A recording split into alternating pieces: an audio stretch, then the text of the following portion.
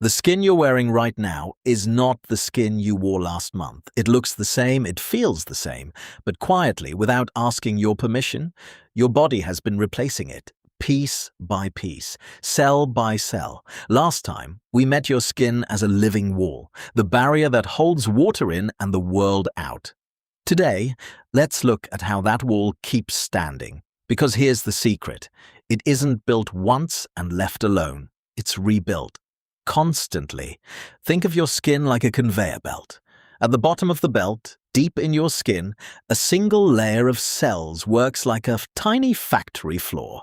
These are your skin cells. The proper name is keratinocytes, and down here, in the dark, they do one job above all others. They divide.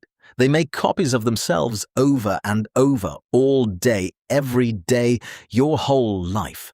Each time a cell divides, it gives a little push, and that push starts a journey.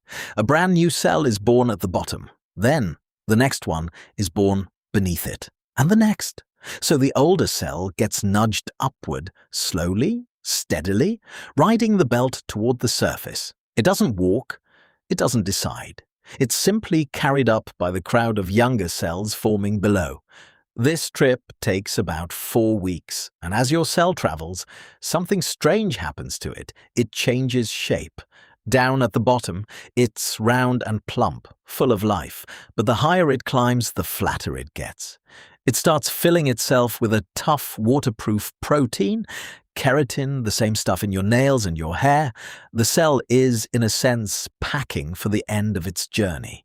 Because near the top, your skin cell does the most surprising thing of all. It dies. But this isn't a sad death. It's the whole point. By the time the cell reaches the surface, it has flattened into a tough little tile and emptied out everything it doesn't need. Thousands of these dead, flattened cells stack and overlap, glued together, forming a layer like a brick wall, the outermost shield that actually does the protecting. So the part of your skin you can see and touch, it's not really alive. It's a wall built from cells that finish their journey. Living factory at the bottom, protective armor on top, and then the final step. The oldest tiles at the very top let go. They flake off. Quietly, invisibly, all the time, you shed roughly 30,000 to 40,000 skin cells every single minute. Right now, as you watch this. Here's the wow. Some of the household dust in your home is made of old skin. The dust on your shelves drifting through a sunbeam by the window, part of it is, quite literally, the person you used to be. But the belt never stops. For every cell that flakes away on top, a new one is born at the bottom. Out with the old tile, in with the fresh one. This is why a small cut fades, why your skin looks renewed, why it can recover at all. Your skin is rebuilding itself end to end about once a month. There's just one catch. The belt slows down with age. In a young child, the whole journey might take only 2 weeks. By your 50s, that same trip can stretch to 2 months, even longer.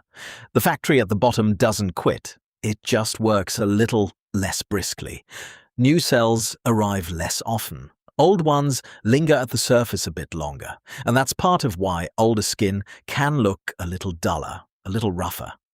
Not because anything broke, just because the belt eased off the pace.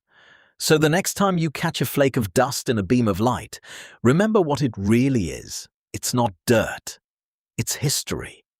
It's a cell that was born deep inside you, climbed for a month, hardened into armor to keep you safe, then quietly let go to make room for the next. You are not finished. You never were.